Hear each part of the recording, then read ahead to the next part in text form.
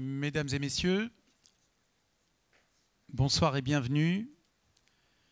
Permettez-moi, au nom de l'Institut Elie Wiesel que je dirige, de vous remercier d'être présent pour ce grand moment, ce grand événement de la vie de notre Institut.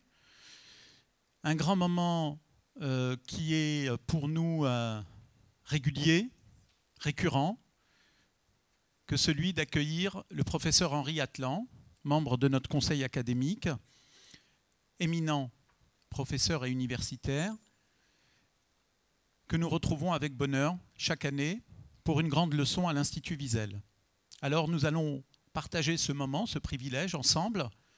Et avant de laisser la parole à Nathalie Tenenbaum, membre de notre conseil d'administration, pour présenter le professeur Atlan, je voulais vous dire quelques mots de ce programme de l'Institut Elie Wiesel, programme qui a été élaboré il y a de cela avec beaucoup de travail pendant plusieurs mois et qui vient d'être publié. Nous l'avons reçu aujourd'hui, tout frais. D'ailleurs, pour ceux qui l'ont en main, vous sentez encore l'odeur de l'imprimerie. Ce programme est un programme qui est, comme chaque année, je le pense, un programme extrêmement riche de sa diversité, riche de la qualité des intervenants que nous accueillerons cette année. Et je vous invite vraiment à le parcourir et à, évidemment, nous retrouver. Je précise simplement que pour cette année, nous avons travaillé sur un axe extrêmement original, qui est celui de permettre à des primo-entrants sur les grandes disciplines des études juives, ceux qui souhaitent découvrir les grands sujets, les grands thèmes, la pensée juive, la littérature hébraïque, l'histoire juive, etc., eh bien, nous leur avons construit un programme de parcours de découverte sur 8 grandes thématiques. Et puis, l'autre partie du programme est constituée d'un certain nombre de cours, d'enseignements, accessibles à tous, parfois pointus, mais toujours accessibles à tous.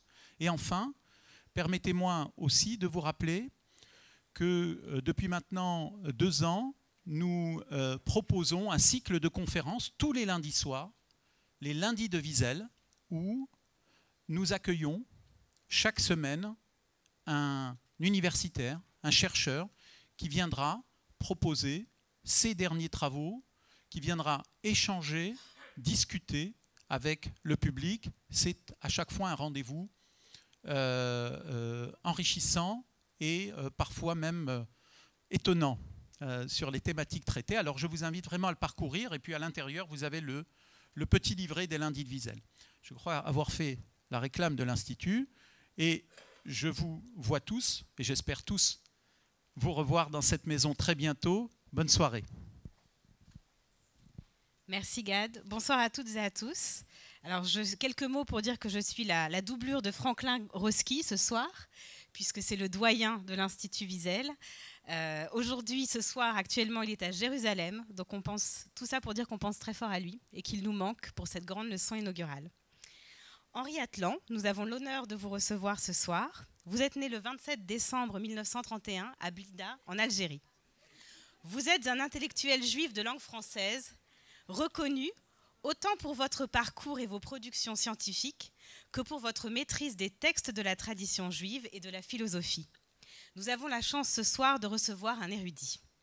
Membre du Comité consultatif national d'éthique, ancien chef de service à l'hôpital de l'Hôtel-Dieu à Paris, vous êtes professeur émérite de biophysique, fondateur et ancien directeur du Centre de recherche en biologie humaine de l'hôpital universitaire d'Adassa à Jérusalem, et directeur d'études en philosophie de la biologie à l'École des hautes études en sciences sociales. Devenu l'un des meilleurs spécialistes de Spinoza, vous partagez maintenant votre vie entre Jérusalem et Paris. Votre trajectoire intellectuelle entre recherche, humanité classique et textes sacrés vous classe un peu à part en France, où science, philosophie et religion ont coutume de s'ignorer autant qu'elles peuvent.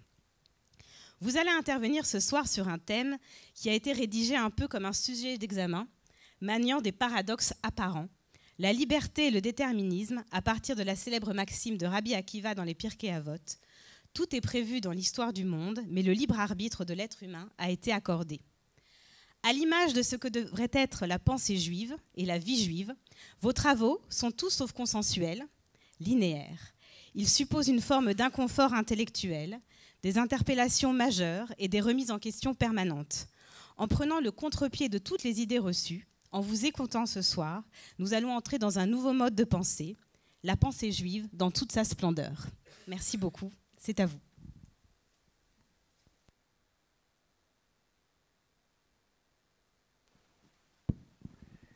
Eh bien, je vous remercie. Bon, je remercie aussi M. Roski qui m'a invité à faire cet exposé-là en me suggérant de parler de choses que j'avais déjà écrites.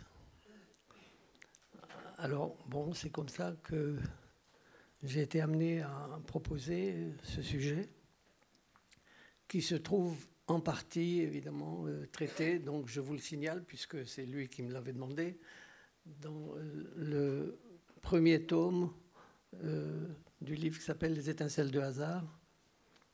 Dans le deuxième tome se trouve l'exposé assez schématique d'un très grand auteur qui défend les mêmes thèses que celles que je vais présenter ce soir au nom d'un autre auteur, mais d'une autre façon. Et alors là, évidemment, je ne pourrais pas parler de ce deuxième auteur du deuxième tome qui s'appelle le Rav Chazai Crescas, dont le livre, qui est un rabbin du XIVe siècle à Saragosse, et qui a écrit un livre tout à fait extraordinaire, évidemment, qui est beaucoup moins connu que le Guide des égarés de Maïmonide, mais qui est une espèce de pendant, de correspondant,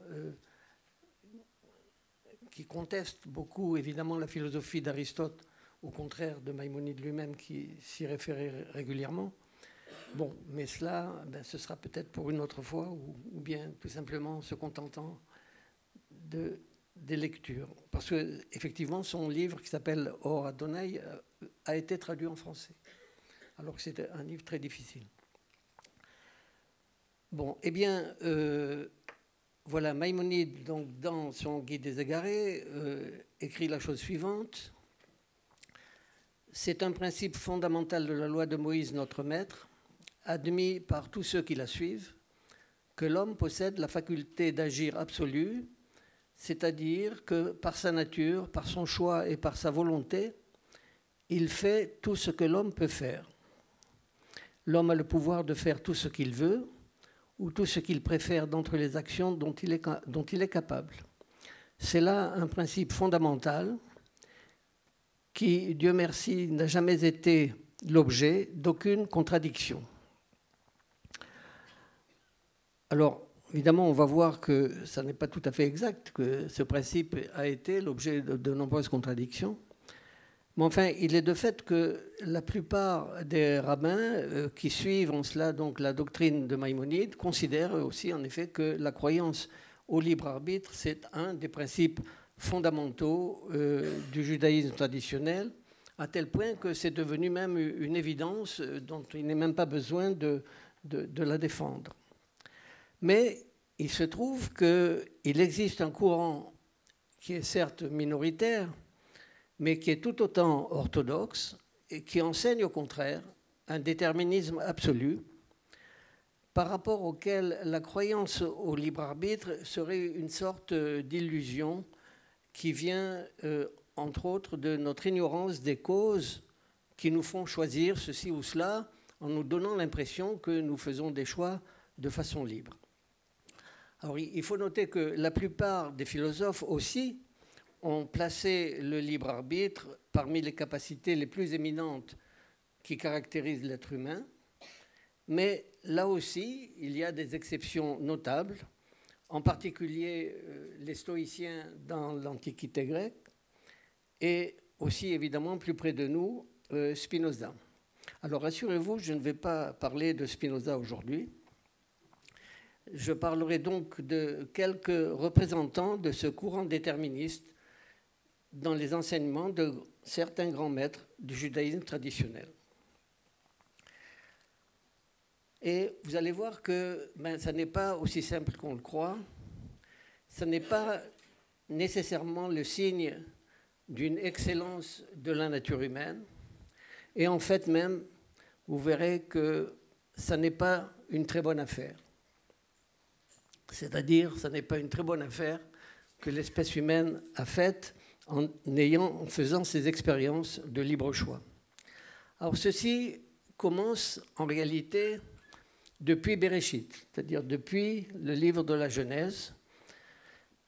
Alors vous vous rappelez qu'après que Adam et Ève aient mangé de l'arbre de la connaissance du bien et du mal, ils sont expulsés du jardin d'Éden, et un verset de la Genèse nous dit pourquoi. Alors le verset nous dit que la famille d'en haut délibère et constate que l'homme, en l'occurrence ici Adam, est devenu comme l'un d'entre nous, connaissant le bien et le mal, et que maintenant, on peut craindre qu'il mange aussi de l'arbre de vie et qu'il devienne immortel. Alors dans ce verset, il y a un mot évidemment qui a attiré l'attention de pas mal de commentateurs, c'est le maintenant, le ve'ata. Et maintenant, voilà qu'on a peur que l'homme mange aussi de l'arbre de vie. Et on s'interroge évidemment, mais pourquoi seulement maintenant? Pourquoi est-ce qu'on n'avait pas peur qu'il transgresse l'interdiction de l'arbre de vie depuis le début?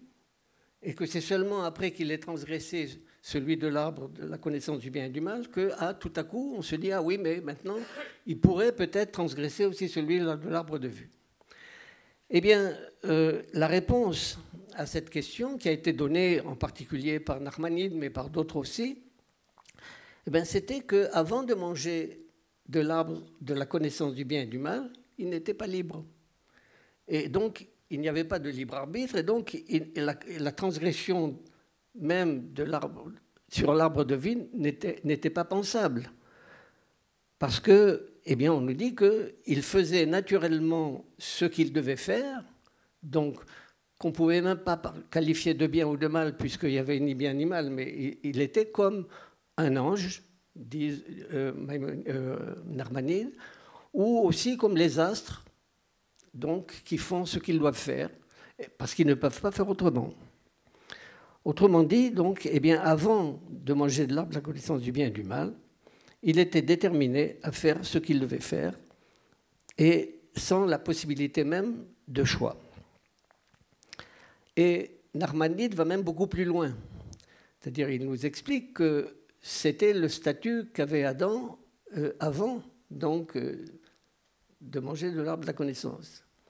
Mais que ce statut qui était extraordinaire, donc qui était comme celui d'un ange, etc., eh bien, ce statut-là, c'est celui que nous espérons retrouver au temps messianique, où là aussi, grâce à la connaissance, eh bien, la question même du bien et du mal ne se posera plus et qu'on fera les choses comme elles doivent être faites, sans qu'il soit nécessaire de choisir. Donc la question même du libre arbitre ne se posera plus. Alors, il n'est pas inintéressant de noter au passage que c'est un point sur lequel, de façon étonnante, eh bien, Maïmonide dit quelque chose qui ressemble beaucoup à cela. Alors même que, comme on l'a vu, il défend au contraire la thèse de la réalité du libre arbitre. Et en effet, eh bien, on lit aussi dans le Guide des Égarés, mais dans un autre endroit, c'est-à-dire ça c'est dans la première partie, à propos d'un commentaire que lui aussi Maïmonide donne sur la chute d'Adam et Ève, donc leur expulsion du Jardin d'Éden. Eh bien, il nous dit que avant même de manger de l'arbre de la connaissance du bien et du mal, eh bien, donc il n'y avait pas pour Adam de connaissance du bien et du mal, mais il n'y avait que la science du vrai et du faux.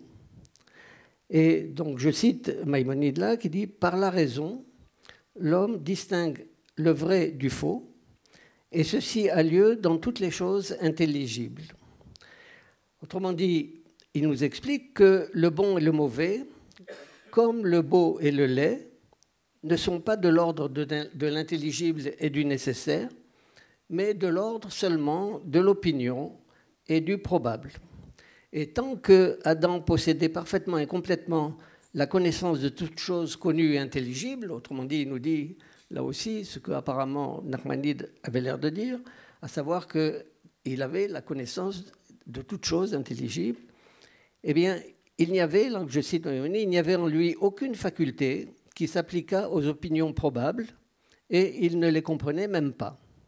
Autrement dit, donc il nous explique aussi que le bien et le mal comme tel n'existaient pas pour lui, puisque seul existait ce que la raison lui faisait comprendre comme nécessaire. Et c'est seule la perte de cette connaissance de toute chose comme intelligible qui lui a fait acquérir justement un état nouveau où les choses lui étaient connues autrement que par la raison, donc de façon contingente, suivant l'opinion qu'il s'en fait, comme belle ou laide, bonne ou mauvaise. Alors bon, au passage, il n'est pas inintéressant aussi de noter que eh bien, Spinoza, pour sa part, on n'en parlera plus pour le moment, donc Spinoza, pour sa part, il se trouve que c'est un point sur lequel il est d'accord avec Maïmonide, alors que, comme vous le savez peut-être, en réalité, ce sont des ennemis intimes et qu'il est pratiquement d'accord avec rien de ce que dit Maïmonide. Eh bien, sur ce point-là, il est aussi d'accord. Et on lit donc dans la 4e partie de l'éthique de Spinoza, « Si les hommes naissaient libres, en tant qu'ils seraient libres, ils ne formeraient aucun concept du bien et du mal. Car celui-là est libre qui est conduit par la seule raison et qui n'a par conséquent que des idées adéquates. » Bon, alors cette diversion, si l'on peut dire, par Maïmonide est quand même, pose quand même des problèmes, parce que comme vous le voyez, il semblerait qu'il y ait une contradiction donc à l'intérieur même du Guide des égarés, entre un passage où il affirme évidemment la réalité du libre arbitre, et puis ce passage-là où il semble annoncer en quelque sorte, être d'accord, disons, avec par exemple le commentaire de Nachmanide. Alors, bon, ben, tout ce qu'on peut dire, enfin, en tout cas, moi, tout ce que je peux dire là-dessus, c'est que il se trouve donc Maïmonide, dans son introduction au Guide des égarés, eh bien, prévient le lecteur de ce qu'il risque de rencontrer dans sa lecture des contradictions internes à lui-même, à Maïmonide, et que si ça lui arrive, eh bien, il faut qu'il sache que sous cette contradiction se trouve en fait un sujet très difficile et une pensée cachée qui est plus profonde que ce qui est dit explicitement. Bon, alors c'est ce que Maïmonide déjà écrit lui-même dans son avertissement. Alors évidemment, ceci a donné lieu de la part des commentaires de Maïmonide à tout un tas de théories, d'hypothèses pour savoir, quand il y a de telles contradictions, comment arriver à découvrir quelle était la pensée profonde cachée de Maïmonide. En fait, bien, c'est ce que j'ai essayé de dire en suivant d'autres auteurs cette fois-ci. La question tourne, comme cela a été annoncé, la question tourne toujours autour de la façon de comprendre le Pirkei Avot, c'est-à-dire Akol Safui Vareshut Netuna, c'est-à-dire donc tout est prévu et la permission ou le pouvoir est donné. Et par permission et par pouvoir, on entend en général justement le pouvoir de choisir librement. D'où la constatation faite par tous que cette phrase de Rabbi Akiba dans le Pirkei Avot est elle-même, justement, présente elle-même une contradiction entre deux termes. L'un qui nous dit Akol Safoui, donc tout est prévu, mais quand même, malgré cela, il y a la possibilité de choisir. Donc, et en fait, le différent entre les partisans du libre arbitre et les partisans du déterminisme absolu tourne autour de la façon d'interpréter cette phrase du Pirkei Avot et en décidant sur parmi les deux propositions qui se contredisent, laquelle doit être prise au sens littéral et laquelle doit être prise d'une autre façon. La façon habituelle de comprendre Maïmonide et tous ceux qui mettent en avant donc le libre arbitre consiste à privilégier la deuxième partie de la phrase, c'est-à-dire le pouvoir, la possibilité de choisir et donner. Autrement dit, il y a le libre arbitre. Et à la question qu'on se pose, oui, mais alors, qu'en est-il de tout est prévu? Eh bien, la réponse, c'est qu'il s'agit là de la connaissance de Dieu. Tout est prévu parce que Dieu prévoit tout et connaît tout, mais nous n'avons aucune idée de ce en quoi peut consister cette connaissance, parce qu'il n'y a aucun rapport entre la connaissance humaine et la connaissance divine. Bon, ça c'est la thèse de Maïmonide. Alors, je dois citer un jeune, relativement jeune, rabbin et professeur à l'université Bar-Ilan en Israël, qui s'appelle Neria Goutel, qui a écrit un article dans lequel il fait une recension de rabbins anciens et modernes qui font partie justement de la minorité et qui contestent ce rôle fondamental du libre choix. Et il parle au passage, en effet, donc du Rav Chazai Crescas, dont je vous ai dit un mot en commençant, qui fait partie de cette minorité, qui considère aussi la réalité donc d'un déterminisme absolu, et que c'est notre expérience de choix qui nous semble libre, qui, elle, doit être expliquée. Alors donc, comme je vous l'ai dit, je n'en parlerai pas aujourd'hui. Par contre, je vais essayer de présenter de façon évidemment brève et aussi, assez schématique malgré tout, un auteur qui présente aussi cette thèse-là, mais de façon différente. Cet auteur s'appelle Shlomo Eliashov. C'était un des derniers kabbalistes qui a vécu au début du XXe siècle, de l'école du Gaon de Vilna, et qui a écrit un livre tout à fait important, qui porte un titre curieux, qui s'appelle Leshem Shebo Ve'achlama. Alors pour ceux qui savent, ce sont trois mots qui désignent trois pierres précieuses qui se trouvaient sur le pectoral du grand prêtre dans le temple de Jérusalem. Alors ces pierres précieuses, évidemment, on se demande aujourd'hui lesquelles elles étaient vraiment. Alors il y a différentes traductions possibles. Je ne peux que vous en citer une, mais je dois dire que je ne pourrais absolument pas justifier quoi que ce soit là-dessus. D'ailleurs, la Bible du rabbinat a résolu le problème en ne traduisant pas. Donc, un des termes, c'est une façon, c'est de traduire ça par opale, agate et améthyste. Alors, ne me demandez pas quelle est la signification de ça. Je dois dire que je n'ai rien trouvé pour expliquer le choix qu'avait fait Shlomo Eliashov de ce titre. Mais le fait est que pour lui aussi, la chose réelle, dans ce que dit le Pirkei Avot, c'est Hakol Zafoui, c'est-à-dire tout est déterminé, tout est prévu. Donc. Et il développe cette thèse dans des termes, alors évidemment, qui, quand on les lit, peuvent étonner et même choquer, bien qu'il s'appuie sur des textes canoniques du Talmud et du Midrash. Alors on verra que, à propos de cela, se pose un problème de langage, c'est-à-dire le langage utilisé pour, autant que possible, diminuer l'effet de choc que cela peut produire, comme on va le voir. Alors, au contraire donc des défenseurs du libre arbitre, Shlomo Eliashov commence par affirmer donc le déterminisme absolu, et à savoir que tout est prévu, y compris, dit-il, ce qui se fait à travers les choix. Car nous constatons bien, en effet, que nous avons la possibilité de choisir chaque fois que nous faisons l'expérience d'un choix.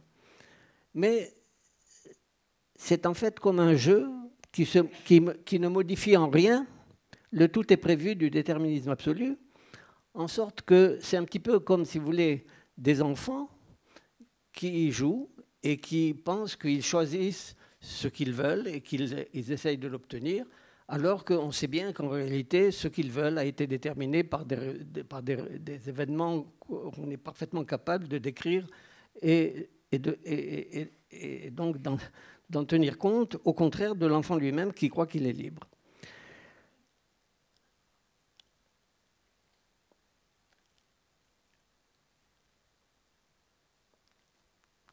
Alors, dans cette vision des choses, la responsabilité humaine, et plus encore la culpabilité, apparaissent comme le résultat d'une ruse ultime de la création, d'une intrigue, d'une alila, comme on dit en hébreu, et on va revenir très longuement, enfin assez longuement sur la signification de ce mot.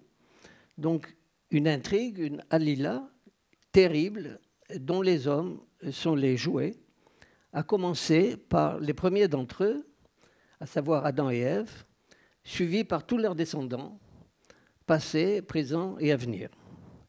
Et son développement est présenté comme un commentaire qu'il emprunte littéralement au Midrash Tanhuma sur un verset des psaumes qui est le suivant. Le hu uru mifalot Elohim nora alila al bnei Adam. Alors en français, allez regarder les œuvres de Elohim.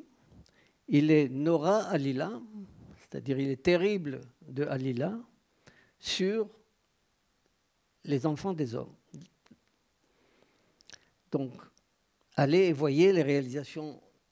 La traduction habituelle, si vous voulez, de cela, c'est « Allez et voyez les réalisations d'Elohim, terribles d'action sur les fils de l'homme ».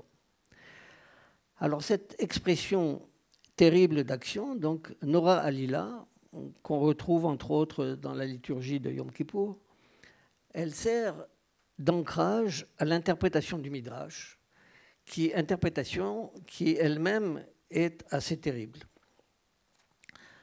Alors en effet, suivant le contexte, et c'est cela qui est évidemment le nœud de ce Midrash, suivant le contexte, ce même mot alila, donc œuvre ou agissement, veut dire un exploit, une action éclatante, ou bien exactement au contraire, ce même mot veut dire aussi parfois un prétexte, une manipulation perverse, une mauvaise raison.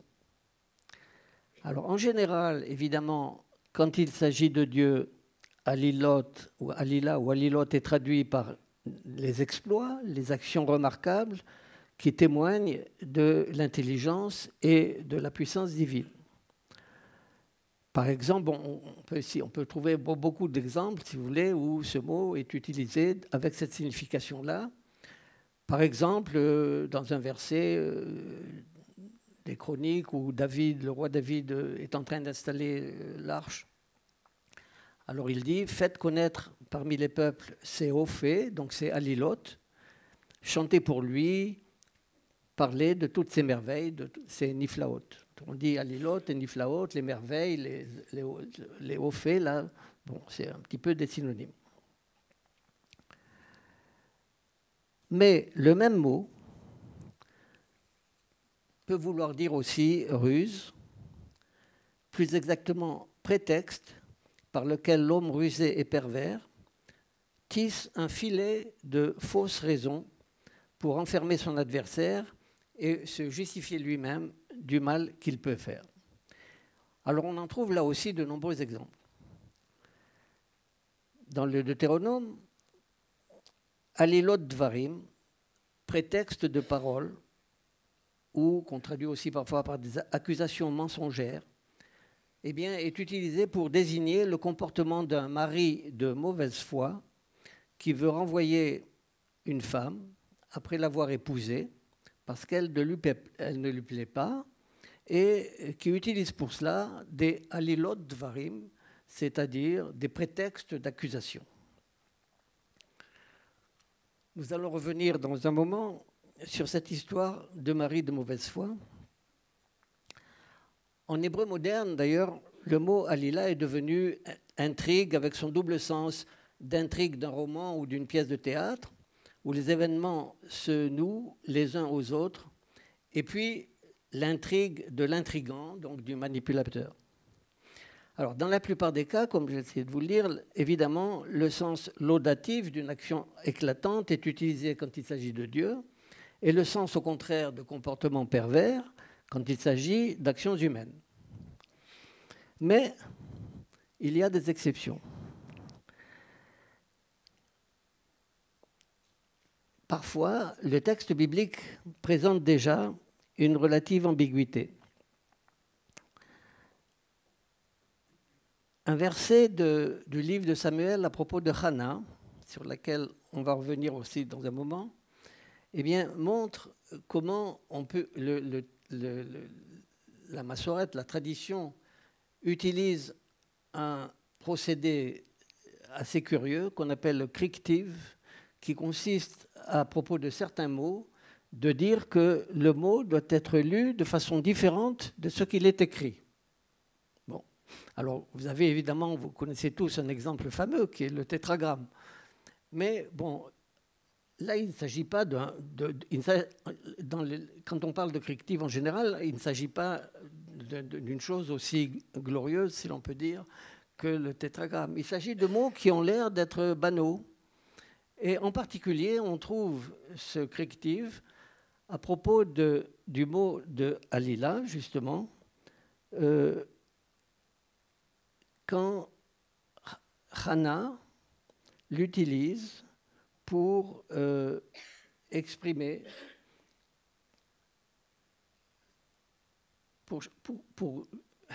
on ne sait plus très bien justement ce qu'elle veut dire, parce qu'elle utilise le mot de Alila à propos de Dieu, mais précédé du mot lo, ça veut dire la négation, en disant il n'y a pas de Alila au niveau de Dieu. Si on écrit le mot lo avec un aleph, c'est-à-dire si on admet que lo veut dire la négation. Mais voilà que la massorette nous dit qu'il faut lire ce mot lo non pas avec un aleph, mais avec un vav. Ce qui voulait dire au contraire exactement l'opposé, c'est-à-dire que ce n'est plus la négation, mais c'est au contraire l'affirmation qu'il y a une alila dans le comportement de Dieu. Bon, alors d'habitude, on interprète ça en disant, évidemment, si on le lit avec le vav, en disant qu'il y a une alila, ça veut dire à ce moment-là que c'est une action éclatante, une louange que fait Hannah. Par contre, quand on dit avec il n'y a pas de alila, ça veut dire évidemment c'est une louange, mais négative, c'est-à-dire qu'elle dit non, attention, il n'y a pas de perversion en quelque sorte. Comme si la question pouvait se poser. Eh bien, effectivement, la question se pose.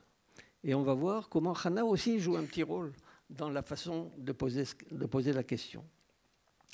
D'autre part, il existe au moins une exception notable. Quand Dieu parle de son comportement vis-à-vis de l'Égypte et de Pharaon, eh bien, il utilise la forme verbale de ce même mot, c'est-à-dire leitolel, dont le sens habituel est évidemment infliger du mal à quelqu'un.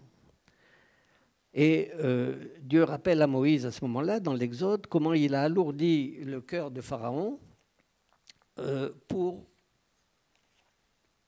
déterminer en quelque sorte Pharaon à refuser le départ des Hébreux et à recevoir les plaies et tous les signes qui devaient arriver.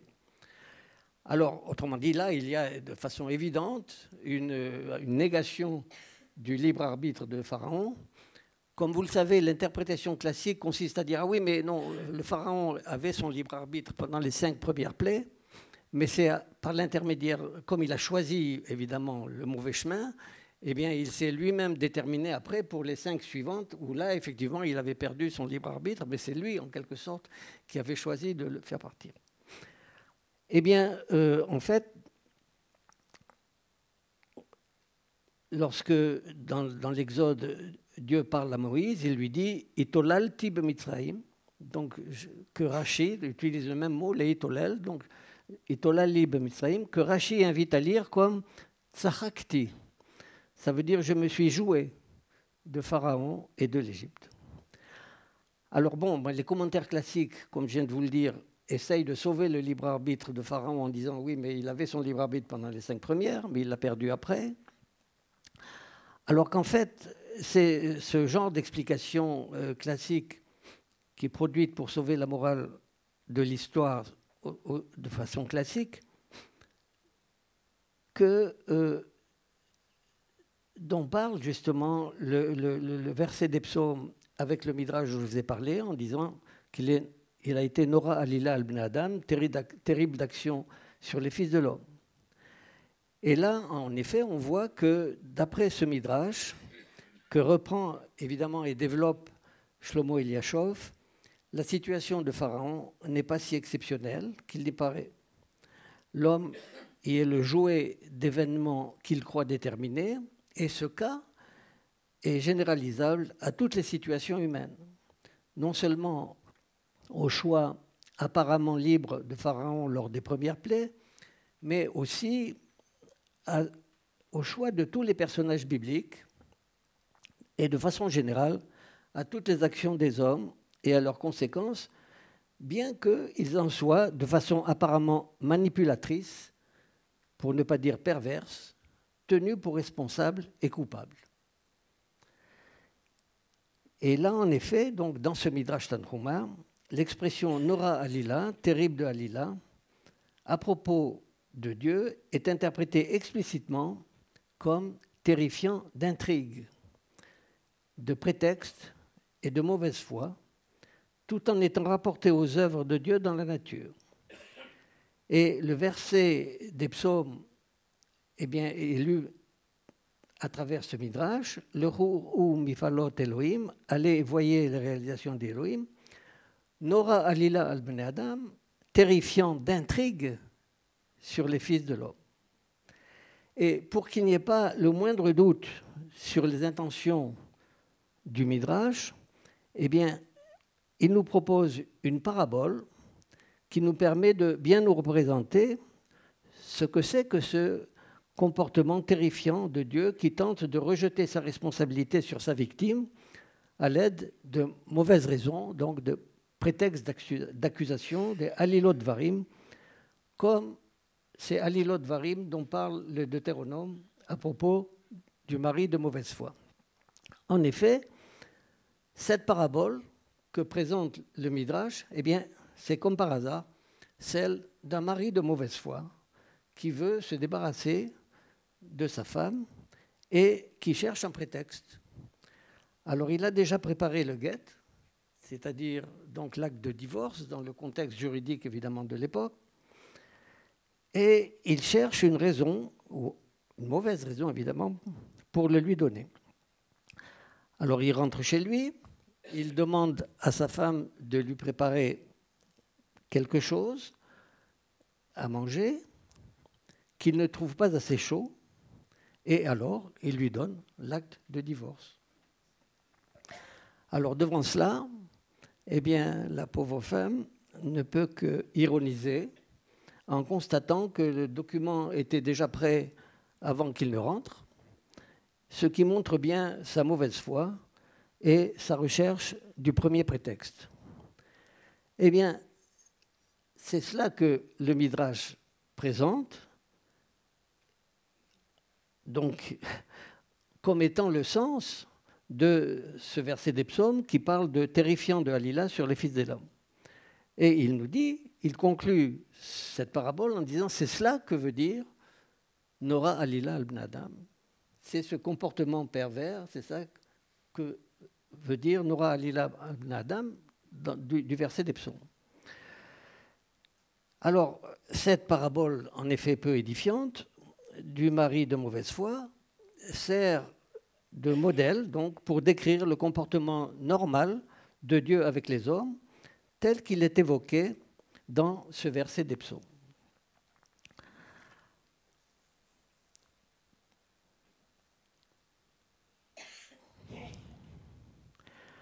Alors, à l'appui de cette thèse, évidemment, que reprend Shlomo Eliashov, qu'on pourrait juger hétérodoxe et scandaleuse, eh bien, voilà que Eliashov invoque maintenant des textes du Midrash et du Talmud, textes canoniques, si l'on peut dire, qui font apparaître des situations semblables à celles de Pharaon, où Dieu se joue des hommes.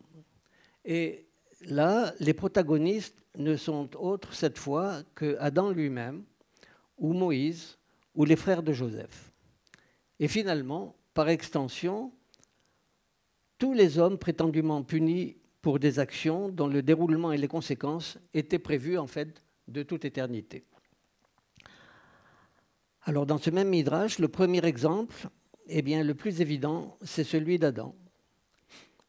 Adam, dont la faute, d'après la Genèse, aurait apporté la mort dans le monde.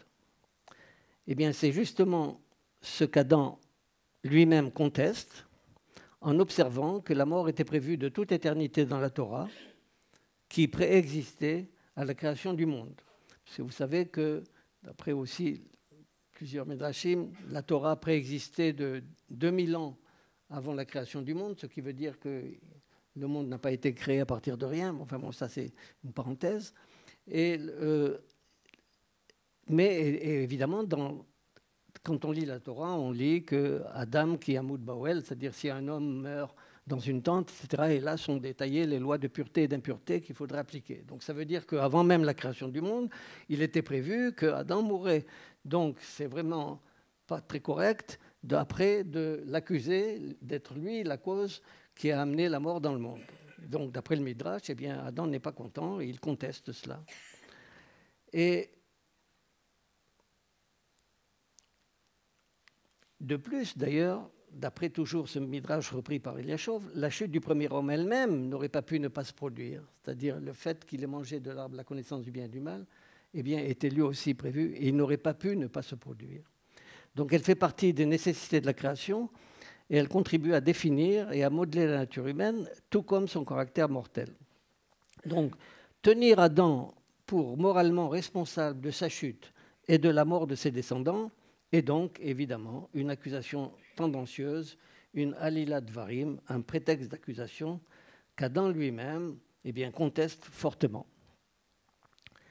Il en est de même des autres exemples. Le texte du Midrash continue en effet, montrant comment la faute de Moïse, qui l'empêcha d'entrer sur la terre d'Israël, était aussi un prétexte, car il était prévu de toute éternité qu'il n'y entrerait pas. Bon, et là, on nous amène des versets qui indiquent en effet que Moïse savait déjà qu'il n'entrerait pas, et que le fait qu'il ait frappé le rocher 2 fois au lieu de lui parler, qui est présenté par le texte comme la raison pour laquelle, la punition en quelque sorte, qu'il devait subir, eh bien c'est là aussi une alila dvarim, c'est un prétexte, puisque c'était prévu de toute éternité qu'il n'entrerait pas sur la terre. Et enfin, il en est même de la faute des frères de Joseph, qui l'ont vendu comme esclave, parce que ça aussi, ça n'était qu'un élément de la chaîne des causes par lesquelles se réalisèrent les prédictions antérieures sur l'exil et l'asservissement en Égypte, puis la libération, tous événements qui eux-mêmes aussi, évidemment, étaient prévus de toute éternité. Alors, il est important de souligner que cette conception s'appuie globalement, en outre, entre autres, sur un texte du Talmud des plus explicites, où la culpabilité du mal commis par les hommes est tout entière renvoyée à l'auteur de la création, car c'est lui qui a créé, dit Rashi, le Yetzer Hara, c'est-à-dire la pulsion mauvaise, ou plus exactement la créativité du mal et sa dynamique.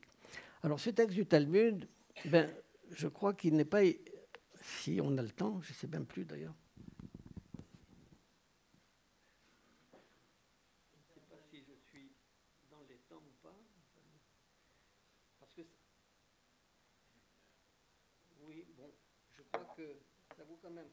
ça vaut quand même assez ça vaut le coup d'essayer de vous montrer vraiment le raisonnement talmudique qui est apporté pour apporter de l'eau au moulin, si on peut dire, à cette thèse reprise par Eliashov.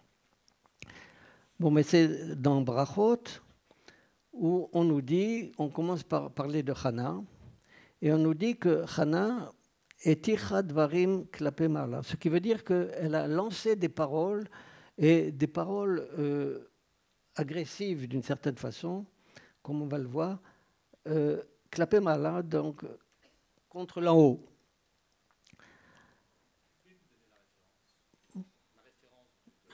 C'est dans Brachot, page 31 et 32. 31b et 32a, quelque chose comme ça. Alors, à propos de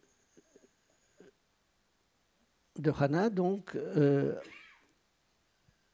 qui aurait lancé des paroles agressives vers l'en haut.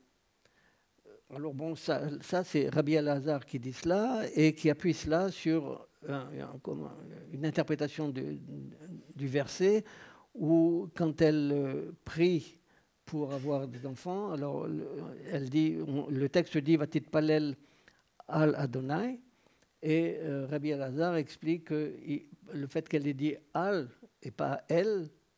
Alors, je ne sais pas si déjà la compagnie Elal existait déjà, mais en tout cas, le fait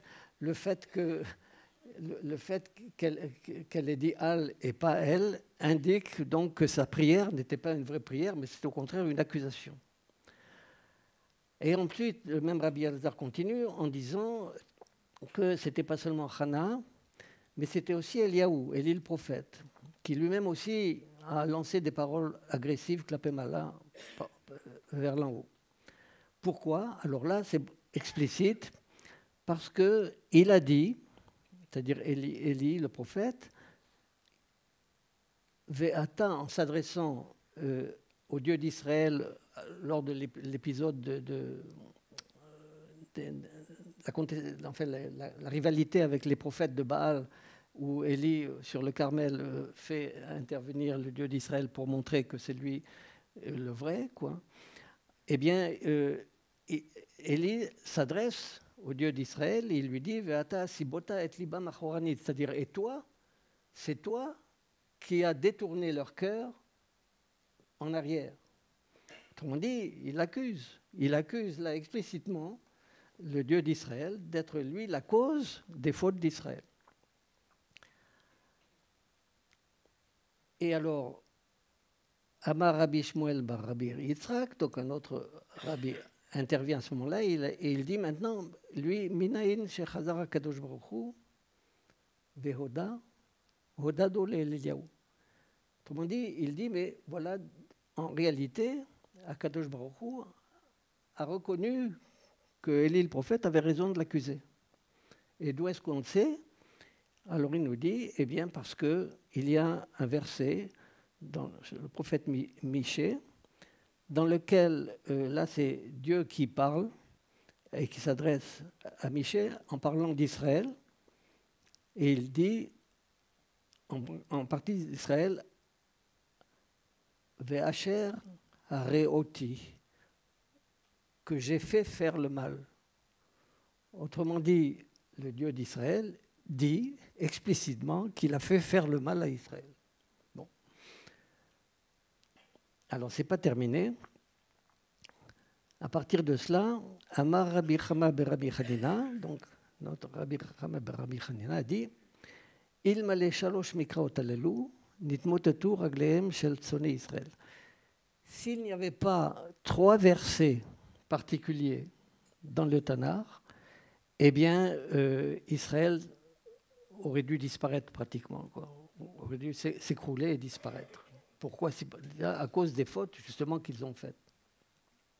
Mais voilà qu'il y a ces 3 versets.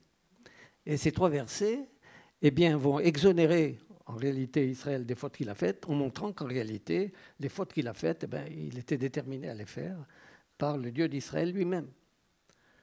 Alors voilà quels sont les versets. L'un, eh bien, c'est celui qu'on vient de citer du prophète Michée, où il dit « V'asher hareoti » je leur ai fait faire le mal. Il y en a un autre qui dit, alors ça c'est un verset qui est célèbre, qui est chez Jérémie, qui dit que l'homme et que Homer beyadei yotzer, que l'homme est comme l'argile dans la main du potier. Bon, vous savez que c'est un verset qui est devenu très célèbre parce que d'abord il a été repris par saint Paul, bon, et puis il a été aussi repris par notre ami Spinoza. Mais enfin bon, ben, ce verset-là est en effet un verset de Jérémie et qui dédouane en quelque sorte quoi, ce que peut faire l'homme.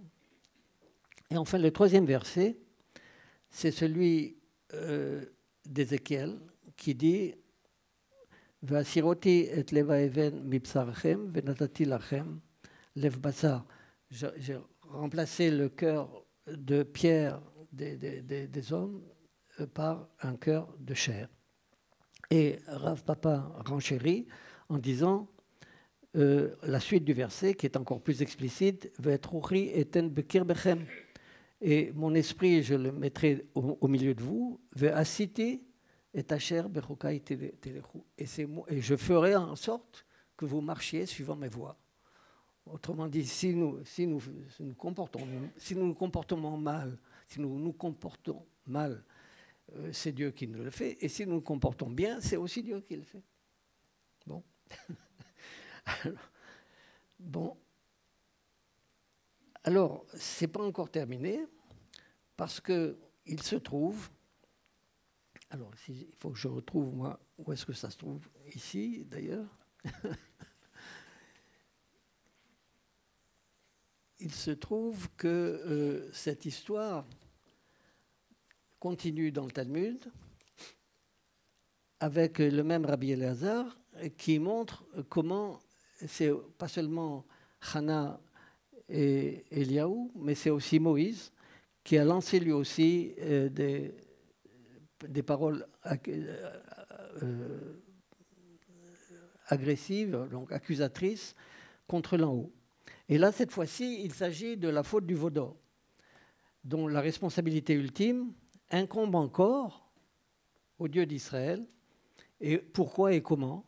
Alors, d'après Rabbi Elazar, eh bien, à cause du surplus d'or et d'argent dont le Dieu a saturé son peuple. Alors,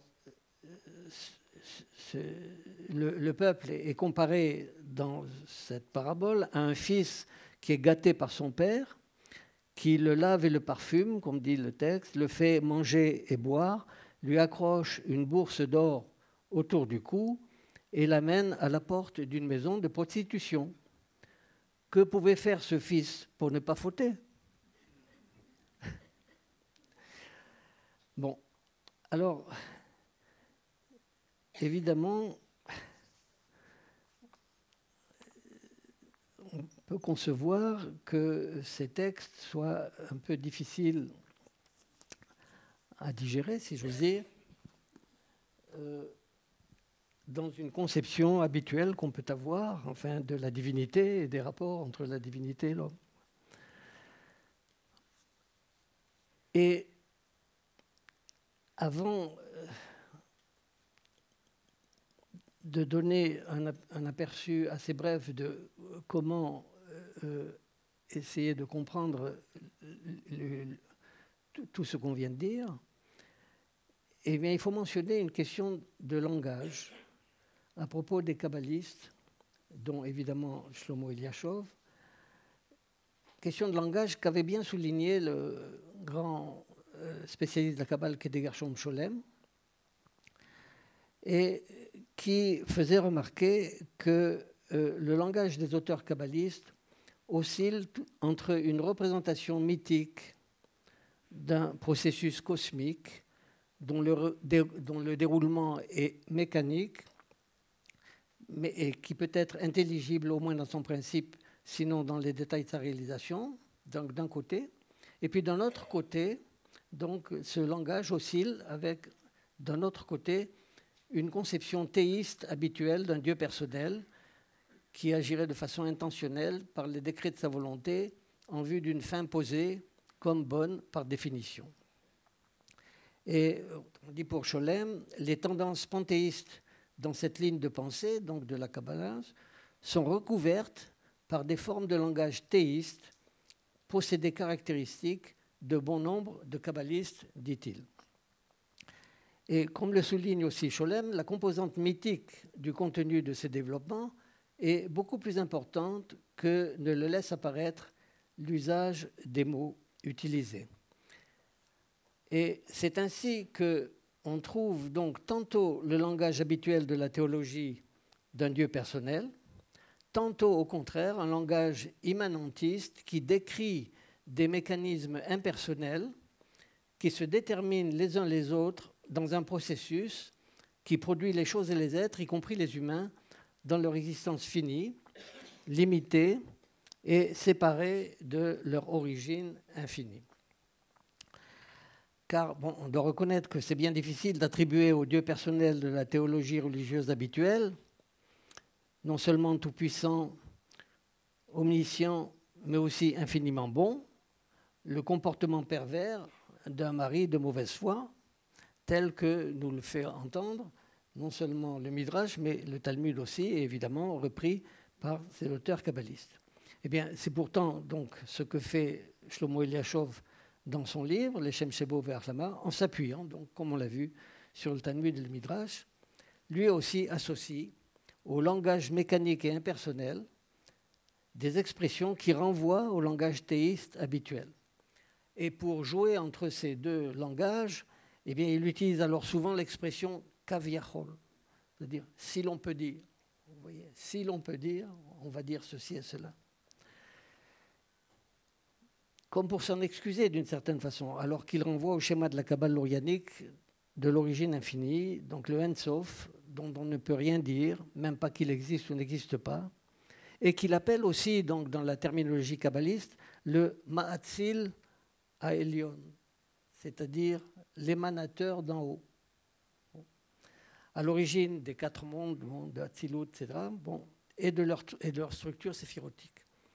Alors, sans pouvoir entrer maintenant dans les détails, je vous donnerai seulement un exemple dans un passage parmi d'autres qu'on peut lire dans le livre d'Eliashov, où il dit « Le détail des événements où nous sommes devenus un peuple, tout a sa cause dans le monde du Tohu. » Alors, ce monde du Tohu, en réalité, fait allusion au monde produit dans le schéma lorianique du Tzimtzum et de la brisure des vases. Donc c'est cela qui produit ce monde du Tohu, évidemment, qui précède la création du monde, où tout était prêt et gravé. Donc je continue la citation d'Eliashov. Donc tout a sa cause dans le monde du Tohu, tout était prêt et gravé depuis lors avec toutes les actions effectuées sur la terre, car il n'y a rien de nouveau sous le soleil. Toutes les actions sont en effet préparées depuis le monde qui nous précédait, chaque chose en son temps et à son instant, suivant ce temps et cet instant qui lui est préparé. Autrement dit, ce texte renvoie à l'Ecclésiaste, au Qoéleth, et ce passage est aussi intéressant en ce qu'il renvoie, comme beaucoup d'autres, donc non seulement à Qoéleth, mais aussi au Midrash sur Qoéleth, le Qoéleth Rabbah. Et ceci nous donne une clé importante pour nous aider à comprendre tout cela. Et cette clé, c'est la différence entre notre existence finie dans le temps et l'infini avec l'éternité hors du temps, du processus qui nous détermine. Alors on a d'un côté notre existence que nous percevons avec un passé, un présent et un futur très largement inconnus, et d'un autre côté, un processus mécanique d'enchaînement de causes et d'effets que nous ne connaissons pas non plus dans tous ses détails, mais que nous pouvons découvrir et connaître en partie par notre accès à la raison et à la sagesse, Chokhma et Bina, et par là, nous avons aussi accès à au moins une partie de l'infini hors du temps. Autrement dit, il faut comprendre que par éternité, eh bien, on n'entend pas une durée qui continue, mais on connaît tout simplement, et même il nous arrive de faire l'expérience justement d'une éternité qui est tout simplement le fait de quelque chose qui est hors du temps. Et nous faisons tous des expériences de ce genre de façon triviale, si l'on peut dire, par exemple, quand nous disons 2 et 2 font 4, ou quand nous faisons un raisonnement logique ou mathématique, eh bien, ceci est hors du temps. On ne peut pas dire que 2 et 2 faisaient 4, puis que ça fait 4 maintenant, que ça fera 4 demain. Non, c'est indépendant de toute notion même de temps.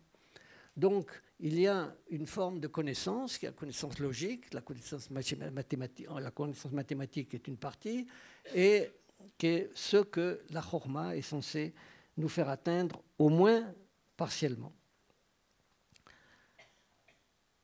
Eh bien, cette vision des choses, alors j'espère ne pas en avoir pour trop longtemps maintenant, cette vision des choses où l'expérience de la succession temporelle des événements n'épuise pas notre connaissance et notre intelligibilité du monde, elle donne un relief particulier au discours de l'Ecclésiaste.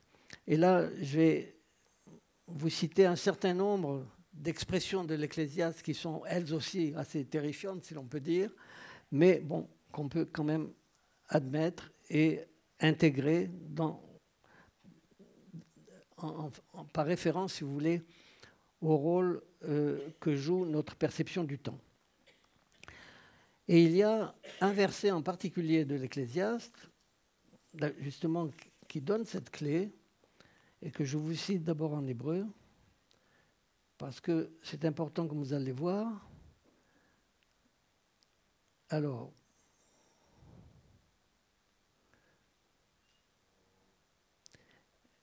et akol asa yafe beito, gam et haolam natan belibam, mibli asher lo matza haadam, et hamaaseh asher asa Elohim, mirosh ad sof. Bon, alors je traduis. Il fait toute chose avec beauté en son temps. Il a mis aussi le monde dans le cœur des hommes, mais le monde là c'est Haolam, et on va revenir là-dessus, afin qu'ils ne découvrent pas l'œuvre qu'a faite Elohim du commencement à la fin. En effet, le monde qu'il a mis dans le cœur des hommes, le Olam, est compris là comme étant le temps. C'est-à-dire, vous savez que Olam désigne le monde, mais avec son aspect temporel. Quand on dit le Olam, ça veut dire pour toujours. Et donc, là, il a mis en quelque sorte, les traducteurs d'ailleurs traduisent cela, certains par le sens de la durée ou le sens du temps. Il a mis dans le cœur des hommes, donc le Olam avec la signification de le sens de la durée. Donc, que Elohim a mis dans notre cœur et qui nous empêche de connaître ses œuvres d'emblée sous l'espèce de l'éternité, comme il dit du commencement à la fin. C'est-à-dire, le verset dit, il a mis dans le cœur des hommes le Olam, le sens de la durée, et c'est cela qui empêche, afin qu'ils ne découvrent pas l'œuvre qu'a faite Elohim du commencement à la fin. Bon. Donc c'est ce sens du temps qui nous fait croire aussi que nos efforts déterminent l'avenir. Et c'est cela qu'a compris l'Ecclésiaste, c'est-à-dire le roi Salomon, dans sa grande sagesse, au soir de sa vie, quand il réfléchissait sur la nature de l'affaire qu'Elohim a donnée au Fils de l'homme pour les y affairer. Voilà, c'est une citation. Donc l'affaire qu'Elohim a donnée au Fils de l'homme pour les y affairer, l'affaire en question, la Inyan. Cette affaire, ce Inyan, n'est pas autre chose, justement, que de mener notre existence dans le temps en agissant en vue d'un futur que nous croyons déterminé. Et c'est pourquoi, en mettant en nous ce sens du temps, eh bien, donc je cite, il a aussi fait en sorte que l'on craigne devant sa face. Autrement dit, la condition humaine faite du sens du temps, de la crainte de l'avenir inconnu et de la croyance que nos œuvres déterminent cet avenir, eh bien, c'est une mauvaise affaire. C'est un inyan ra, comme dit le Kohelet, comme dit l'Ecclésiaste. C'est une mauvaise affaire qu'Elohim a donnée au Fils de l'homme pour qu'il s'y affaire. Et les mots que l'Ecclésiaste répète ici pour désigner cette affaire, ce inyan, dans laquelle il nous fait nous affairer, donc la hanot bo, peuvent être traduits de façon encore plus radicale, parce que la signification des mots inyan et la hanot est telle qu'on peut y lire, d'une part, comme d'habitude, un intérêt, c'est-à-dire le inyan, c'est un intérêt qu'il peut prendre au Fils de l'homme pour les y intéresser, mais aussi on peut traduire cela par pour les y éprouver et même pour les torturer. Et c'est ce que dit d'ailleurs le texte un peu plus loin. Et je cite, « Le juste et le méchant, Elohim les jugera car il y a un temps pour tout désir et un lieu pour toute œuvre. J'ai dit en mon cœur à propos des fils de l'homme, c'est pour qu'Elohim les éprouve et qu'il voit qu'ils sont eux-mêmes des bêtes, car le sort des fils de l'homme et le sort des bêtes, c'est un seul sort. » Autrement dit, nous sommes éprouvés par cette mauvaise affaire dans laquelle nous sommes embarqués, sans que, à cause de la perception du temps qui est notre lot, nous ne puissions jamais découvrir ce qu'il en est, absolument et de toute éternité, c'est-à-dire, donc, comme dit le Qoéleth, l'œuvre qu'a faite Elohim du commencement à la fin. Et c'est toujours la même alila, la tromperie dont nous sommes victimes en tant que sujets moraux, qui pouvons choisir dans le temps et sommes tenus responsables des effets de nos choix. Mais dans l'Ecclésiaste aussi, il y a d'autres allusions qui montrent aussi que les choses ne sont pas si simples, si tant est qu'elles le sont. Parce que le sage, au moins, peut découvrir qu'il en est ainsi, sans que cela ne change d'ailleurs rien à son sort dans son existence, évidemment, qui reste la mort, et comme celui des bêtes, le retour à la poussière. Mais le sage, qui a, comme l'Ecclésiaste lui-même, je cite, mis son cœur à étudier et examiner par sagesse tout ce qui se fait sous les cieux, et qu'il a ainsi découvert cette mauvaise affaire que Dieu a donnée aux hommes, eh bien, le sage en arrive quand même en fin de compte à connaître qu'il n'y a rien de bon, et je cite, « Il n'y a rien de bon pour eux, si ce n'est de jouir et d'avoir du bien-être en leur vie. » Et que tout ce que fera Elohim, et que tout ce que fera Elohim le sera pour l'éternité. Il n'y a rien à y ajouter, ni rien à en retrancher, et Elohim a fait en sorte que l'on craigne devant sa face. Car la fuite du temps, justement, c'est, d'après la suite de Qoéleth, c'est l'éternité. Comme il dit, donc je cite à nouveau, « Ce qui était est déjà, que ce qui doit être a déjà été, et Elohim recherchera ce qui fuit. » Donc, c'est pourquoi, après d'autres conclusions, telles que, malgré tout, donc je cite, « La sagesse vaut mieux que l'imbécilité », et vient la clôture du livre par 2 versets, dont on dit que c'est grâce à ces 2 versets que le livre de l'Ecclésiaste a pu être admis dans le corpus de la Bible hébraïque. Alors ces 2 versets, c'est « Sauf d'abord à Kol Nishma », donc fin de discours, tout étant entendu, « Tu craindras Elohim et tu garderas ses commandements, car c'est le tout de l'homme. » Mais, ce n'est pas terminé, « Toute œuvre, Elohim la fera venir en jugement sur tout ce qui est caché, que ce soit bon ou que ce soit mauvais. » Et là, on retrouve à nouveau une ambiguïté du langage dans le texte hébreu de ce verset qui nous dit donc en hébreu « Kol ma'aseh Elohim yavi la mishpat ». Et ce texte-là peut être ponctué de 2 façons différentes qui changent complètement son sens. C'est-à-dire que bon, le sens habituel, c'est de dire que toute l'œuvre, Elohim la portera en jugement. Donc, sous-entendu, toute œuvre humaine sera jugée par Elohim. Bon, ça, c'est le sens habituel que tout le monde donne à ce verset. Mais le verset en question peut être lu en disant « Kol ma'aseh Elohim yavi la mishpat », c'est-à-dire toute œuvre de Elohim sera mise en jugement. Et cette interprétation-là, au moins, ça n'est pas de moi, cette interprétation, au moins, jouit de l'autorité du Nefesh HaChaim, donc de Rav Chaim de Volojid, le grand élève du Gaon de Vilna, qui, en effet, donc, dans son livre, eh bien, lit ce verset comme cela. Donc, je lis le Nefesh HaChaim maintenant, car toute l'œuvre d'Elohim, il fera venir en jugement, concernant tout ce qui est caché, que ce soit bon ou mauvais. Parce que Elohim signifie le maître de toutes les forces, et quand l'homme passe en jugement, ce ne sont pas seulement ses œuvres en elles-mêmes qui sont jugées, mais les conséquences ultimes de ses actes, bonnes ou mauvaises, sur toutes les forces et tous les mondes, sont soigneusement examinées. Et c'est cela qui est dit, toute l'œuvre d'Élohim sera amenée en jugement. Bon, ben pour peut-être détendre un peu l'atmosphère, je vais peut-être vous raconter une histoire qu'on raconte, enfin, je ne sais pas si elle est vraie ou si c'est une légende, que, eh bien, il semblerait qu'un groupe de chassidim, je ne sais pas quand ni où, eh bien, aurait tellement pris conscience de tout cela qu'ils en ont eu assez de ce destin qui leur était, et ils ont décidé de juger justement leur Dieu. Et ils ont fait un procès en bonne et due forme, avec une accusation, une défense, sur la base du contrat, en disant nous avons un contrat avec notre Dieu, si nous faisons les mitzvot, eh bien nous devons aller bien, si nous ne les faisons pas, nous devons être persécutés. Et bien voilà qu'on les fait et on est quand même tout le temps persécutés. Donc il y a un problème et donc eh bien, on amène Dieu en jugement précisément.